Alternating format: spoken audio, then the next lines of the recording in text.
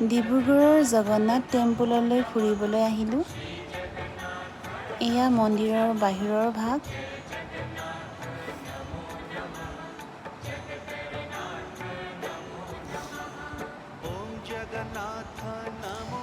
মন্দিৰত প্ৰৱেশ কৰিয়েই মনটো পবিত্ৰতাৰে ভৰি পৰিল।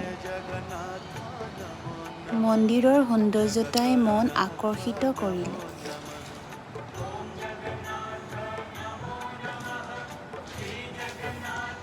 কেইগছিমান বন্তি জ্বলাই মন্দিৰলৈ আগবঢ়াই দিলোঁ।